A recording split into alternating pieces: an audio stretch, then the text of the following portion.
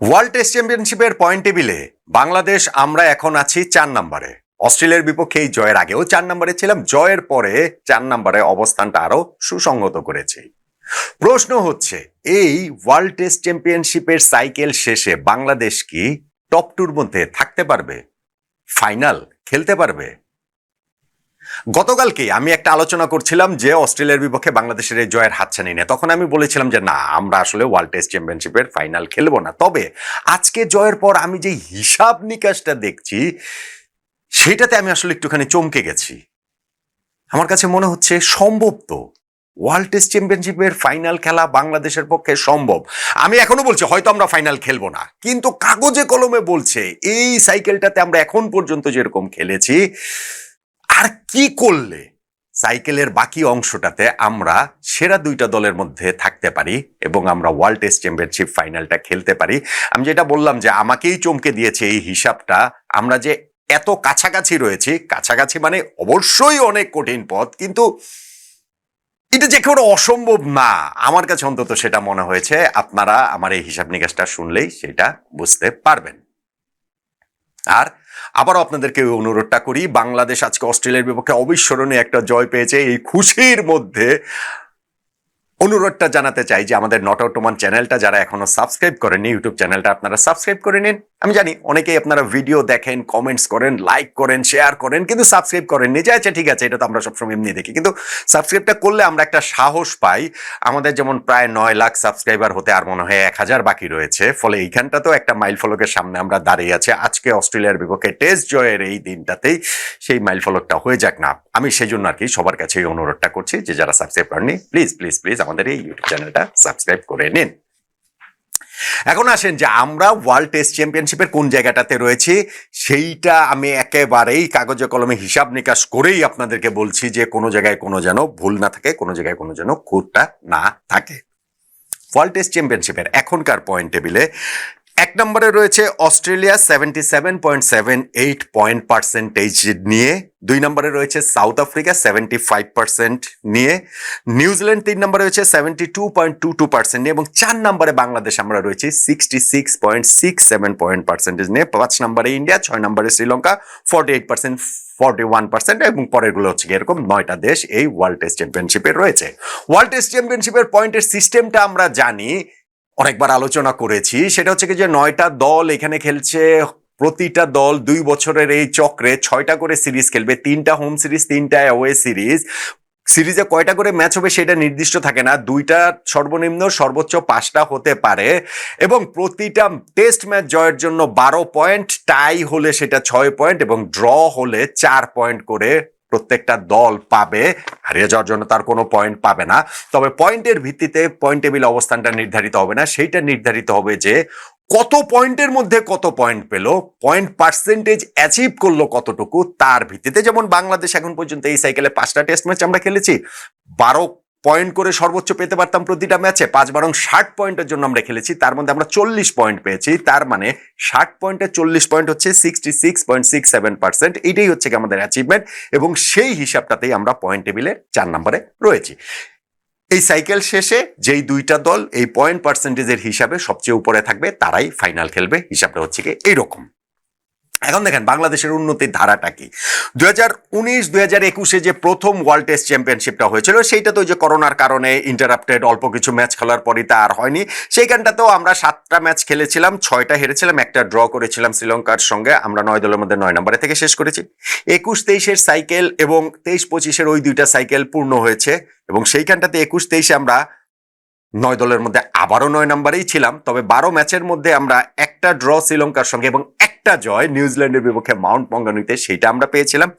23-25-এ আমাদের উন্নতি হয়েছে লাস্ট ওয়ার্ল্ড টেস্ট চ্যাম্পিয়নশিপ সাইকেলটাতে, যেইখানে আমরা 9 দলের মধ্যে 7 নম্বরে থেকে শেষ করেছি। আমাদের পেছনে ওয়েস্ট ইন্ডিজ ছিল, আমাদের পেছনে পাকিস্তান ছিল। আমরা 12 ম্যাচের মধ্যে 4টা ম্যাচ জিতেছি, নিউজিল্যান্ডের বিপক্ষে হোমে জিতেছি, পাকিস্তানের বিপক্ষে 2টা অ্যাওয়েতে যে রাওয়ালপিন্ডিতে জিতেছি, এবং ওয়েস্ট ইন্ডিজের বিপক্ষেও আরো একটা ম্যাচ আমরা জিতেছি।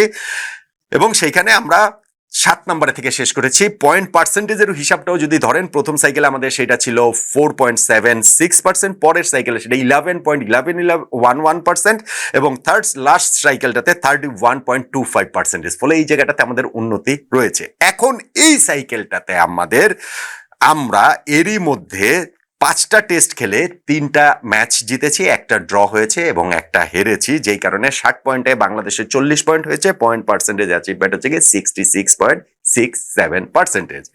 টেস্ট চ্যাম্পিয়নশিপের এই সাইকেলটাতে আমরা শ্রীলঙ্কার সঙ্গে প্রথম শুরু করেছি, যেখানে শ্রীলঙ্কার কাছে আমরা একটা টেস্ট হেরেছি এবং একটা ড্র করেছি। পাকিস্তানের সঙ্গে 2 টেস্ট, ঘরের মাটিতে কিছুদিন আগে আমরা 2টা টেস্টই জিতেছি এবং এই যে অস্ট্রেলিয়ার বিপক্ষে একটা টেস্ট খেলে একটা টেস্ট আমরা জিতলাম। শ্রীলঙ্কা 2, পাকিস্তান 2, অস্ট্রেলিয়া 1, এই 5 টেস্টের মধ্যে আমরা 3টা টেস্ট জিতেছি, একটা টেস্ট ড্র হয়েছে। 3 জয়ের জন্য 3 বারং 36 পয়েন্ট এবং একটা ড্রয়ের জন্য 4 পয়েন্ট, 36 যোগ 4 40 পয়েন্ট, 60 পয়েন্টের মধ্যে 40 পয়েন্ট পেয়েছি। সেই হিসাবে 66.67% আমাদের পয়েন্ট অ্যাচিভমেন্ট, সেই হিসাবে আমরা 4 নম্বরে আছি। এইটা মোটামুটি বললাম যে এইবারে কি অবস্থা, বা আমরা 3টা সাইকেল ধরে ওই চতুর্থ সাইকেলে এসে কিভাবে উন্নতির ধারায় রয়েছে। ইনফ্যাক্ট গত সাইকেলেও কিন্তু আমরা একটা সময় 4 নম্বরে ছিলাম, ফাইনালি কি আমরা 7 নম্বরে সেটেল করেছি বা শেষ করেছি। এইবার কি আসলে ফাইনাল খেলতে হলে আমাদের কত পয়েন্ট লাগবে, আমাদের যে বাকি আর কয়টা সিরিজ রয়েছে, সেই সিরিজে কাদের কাদের বিপক্ষে ম্যাচ রয়েছে এবং সেইখানটাতে আমাদের কত পয়েন্ট লাগবে, কয়টা জয় লাগবে, কয়টা ড্র লাগবে, সেইটাই তো আপনাদেরকে আলোচনা করব। এবং সেইখানটাতে বলছি যে আমি নিজেও কিছুটা চমকে গিয়েছি। বাংলাদেশ এই যে আপনি যদি হচ্ছে কি এখন ফাইনালের ওঠার হিসাবটা যদি আমি আগে একটু বলি, যে ফাইনালে উঠতে হলে তাহলে কত পয়েন্ট পার্সেন্টেজটা লাগবে।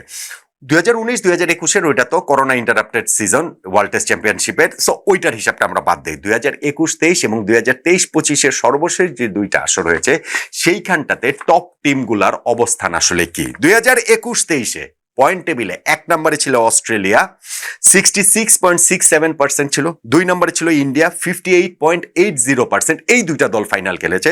থার্ড যে ছিল সাউথ আফ্রিকা, তাদের ছিল 55.56%। অর্থাৎ সেকেন্ড যে ইন্ডিয়া, তারা কিন্তু 58.80% নিয়ে তারা ফাইনাল খেলেছে।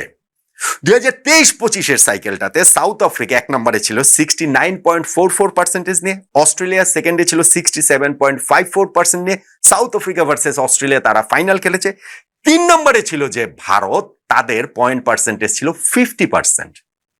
অর্থাৎ আমি 3 নম্বরটা কেন 2টার ক্ষেত্রেই বলছি, প্রথম 21-23 সাইকেলটাতে 3 নম্বরে যে সাউথ আফ্রিকা ছিল 55.56%, তার মানে কোনো একটা দলের যদি 56% এই পয়েন্ট অ্যাচিভমেন্টটা হতো, পার্সেন্টেজটা, তাহলেই তারা টপ 2-র মধ্যে থাকতো। ভারত এখানে 58 হয়েছে, 56 হলেই যথেষ্ট ছিল।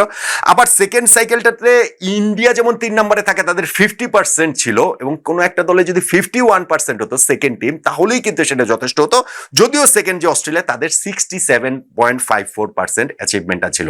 এখন এইটা আমি বলছি এই কারণে বোঝানোর জন্য যে মোটা দাগের হিসাবটা হচ্ছে 60% যদি হয় পয়েন্ট পার্সেন্টেজ অ্যাচিভমেন্ট সাইকেলটা শেষে, তাহলেই সেটা ওয়ার্ল্ড টেস্ট চ্যাম্পিয়নশিপের ফাইনাল খেলার জন্য যথেষ্ট। 60% হলেই টপ 2 টিমের মধ্যে অবশ্যই থাকা সম্ভব। বাংলাদেশে তো এই মুহূর্তে 66.67%। তাহলে 60% হতে হলে এই সাইকেলটাতে আমাদের আর কি কি করতে হবে, এটাই তো হিসাব, তাই তো? সেটাই আমি আপনাদেরকে বলছি। আমাদের টেস্ট চ্যাম্পিয়নশিপের সাইকেলটাতে 3টা অ্যাওয়ে সিরিজ, 3টা হোম সিরিজ তো, এবং আমরা প্রতিটা সিরিজেই 2টো করে ম্যাচ খেলবো। 6টা সিরিজে 12টা ম্যাচ বাংলাদেশের খেলার কথা। তার মধ্যে এই মুহূর্তে আমরা থার্ড সিরিজটা খেলছি, আমরা 5th ম্যাচটা খেলছি। অস্ট্রেলিয়ার সঙ্গে আমাদের এই সিরিজের দ্বিতীয় আরেকটা ম্যাচ আছে, তাহলে হচ্ছে আমাদের 6টা ম্যাচ হবে। আরো 3টা সিরিজ বাংলাদেশের বাকি রয়েছে। তার মধ্যে হোম সিরিজ আছে 2টা, ওয়েস্ট ইন্ডিজের সঙ্গে আগামী অক্টোবরে আমরা 2টা টেস্ট ম্যাচ খেলবো এবং নেক্সট ইয়ার ফেব্রুয়ারিতে আমরা ইংল্যান্ডের সঙ্গে আরো 2টা টেস্ট ম্যাচ ঘরের মাটিতে খেলবো। 4টা টেস্ট ম্যাচ কিন্তু বাংলাদেশ আমরা ঘরের মাটিতে খেলবো। এবং অ্যাওয়ে সিরিজ আছে আর একটা, সাউথ আফ্রিকার সঙ্গে 2টা অ্যাওয়েতে আমরা খেলবো নভেম্বর মাসে।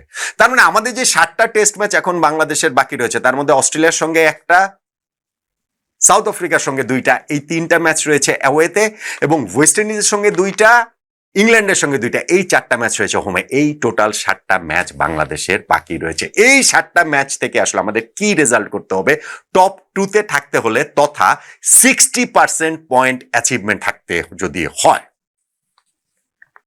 বাংলাদেশের এই আমরা টোটাল ম্যাচ খেলছি হচ্ছে গিয়ে 12টা, 6টা সিরিজে 12টা ম্যাচ খেলছি। তার মানে আমরা টোটাল কত পয়েন্টের জন্য খেলছি? 12 গুণন 12, 144 পয়েন্টের জন্য আমরা খেলছি। 144 পয়েন্টের 60% কত? হিসাব করে আমি দেখলাম 144 পয়েন্টের 60% হচ্ছে গিয়ে আমাদের মোটামুটি আর 47 পয়েন্ট লাগে। এখন আমাদের 87, মানে এই 144 পয়েন্টের 60% হচ্ছে গিয়ে 87। এখন আমাদের 40 পয়েন্ট আছে, তার মধ্যে যদি সঙ্গে আমরা আর 47 পয়েন্ট অ্যাড করি, সেই ক্ষেত্রে আমাদের 40 যোগ 47 87 পয়েন্ট হবে। 144 পয়েন্টের 87 পয়েন্ট হচ্ছে গিয়ে পয়েন্ট পার্সেন্টেজ অ্যাচিভমেন্ট বাংলাদেশের সেই ক্ষেত্রে হবে 60.42%। এইটাই হচ্ছে ম্যাজিক নাম্বার। আমাদের এই 5টা টেস্ট থেকে আমরা 40 পয়েন্ট পেয়েছি, আমাদের বাকি 7টা টেস্ট থেকে আর 47 পয়েন্ট পেতে হবে আমাদের যদি ওয়ার্ল্ড টেস্ট চ্যাম্পিয়নশিপের ফাইনাল খেলতে হয়।